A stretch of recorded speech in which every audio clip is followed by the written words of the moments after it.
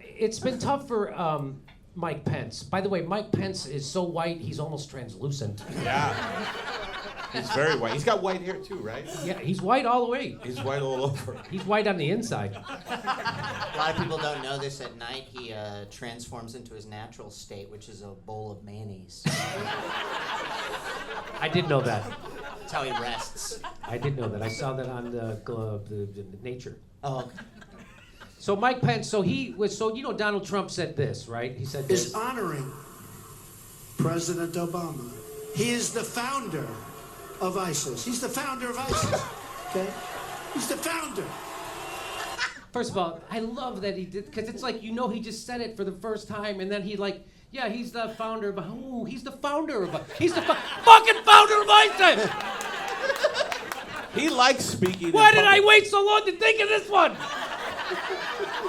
It's like Danny DeVito in Tin Men. You ever see this? This job is free. I'm a genius. It's a really obscure movie. Anyway, what did you want to say, Eddie? Nothing. I'm sorry. So they Don't sulk, Pickles. So for 2 days, Donald Trump went around saying that, and then they asked Mike Pence Mike Pence was out defending it, right?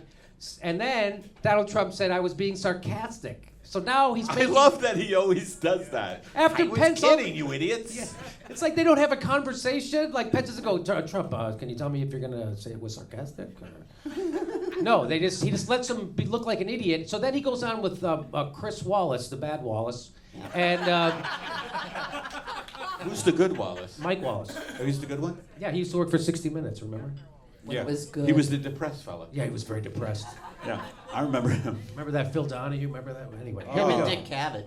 They used to just sit around like moaning at each other. Was Cavett depressed too? Oh, Cavett's depressed. Yeah, oh yeah. Remember Wallace and Gromit? So we gotta go. Here's Mike Pence. I know this sucks, but I have to do this. Yeah. I have to do the show. Never thought I'd apologize for doing the show during the show.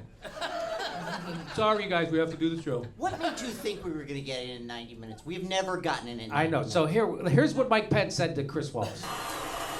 A day defending his remarks, saying that they were serious. Now Trump says that he was being sarcastic. First of all, I love that Trump calls himself a truth teller. Unless he gets called out, then he's just joking. Okay, here comes Mike Pence. So, Governor, which was it? Well, I think he was being very serious, and he was making a point that needs to be made, that there is no question that the failed policies of President Barack Obama and Secretary of State Hillary Clinton in the wider Middle East created a vacuum within Iraq in which ISIS was able to arise. There's simply no question. But then why is he saying he was sarcastic? Well, he was making a very serious point. And look, it's so important. Why did he say he was being sarcastic? Yeah, well, he was making a very serious point. Donald Trump has a way of talking that gets people's attention, and it's drawn attention to a very important issue. There was a time when the Democrat president knew where the buck stopped in the White House, and the responsibility for the failed policies in the Middle East that created the environment where ISIS developed belongs to President Barack Obama and Secretary of State Hillary Clinton, and the American people know that. Governor, those are all perfectly legitimate points to make, but that isn't what Trump said. He said that Obama and Clinton were the most valuable players of ISIS, that they were the co-founders of ISIS. Then he said, well, I was just being sarcastic about that, just as he said he was just being sarcastic about inviting Russia to come in and release emails of Hillary Clinton's. Isn't the sarcastic excuse getting a bit old? Well, no, I don't think it's getting old at all, Chris.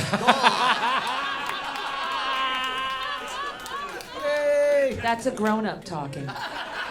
At first I thought it was a scene from Chinatown. He was serious, he's sarcastic. He was serious. It's my sister, it's my daughter. They are going to find Mike Pence dead in his tub one day. Because his note is just going to say, I don't know what is anymore. Well, the thing about Pence is he says Trump speaks like everyday Americans, which he does, ignorant, arrogant, and oblivious. And loud. The question remains, were the people who voted for Trump during the primaries being sarcastic? I think Donald Trump should look up the definition of sarcasm because obviously he hasn't. But it gets tough for everybody to defend Donald Trump. We have a Kelly Ayotte thing We don't have time, but we'll play it real quick. You're saying you support. So here's Kelly Ayotte. Now she's running. She's trying to have it both ways. You're saying you support Donald Trump, but you do not endorse him. I've actually said that I'm going to be voting for him, but I do have significant disagreements with him, which I've been very clear on. So I won't be endorsing him. So that's my position. But what's the distinction between endorsing and voting? There's actually a big distinction because Yeah, there's a big distinction. I can't wait. Endorsing means that it will hurt my poll numbers. Voting for him won't. So that's the big difference. I'm making a moral stand and following my poll numbers. That's funny. But she's running against the governor, the former governor of New Hampshire, which I can't think of her name right now. Someone Google it. And New Hampshire lady. New That's her Hampshire. name. We'll put this in post, the name of it. So this is the kind of thing. This is how the show really. I don't have any of the information. We all have to. Okay, so they asked her about Hillary Clinton, whether she was honest, and here we go. 3 times they asked. Yet 64% of voters in a recent CNN ORC poll believe Clinton is not honest or trustworthy. And asked 3 times, Hassan would not give her opinion. Do you think that she's honest and trustworthy? I support Hillary Clinton for the presidency because her experience and her record demonstrate that she's qualified to hold the job. Do you think she's honest? She has a critical plan, among others, for making college more affordable. But do you think that she's trustworthy? I think that she has demonstrated a commitment always to something beyond herself, bigger than herself. After this interview, Hassan's campaign clarifying that she does believe Clinton is honest.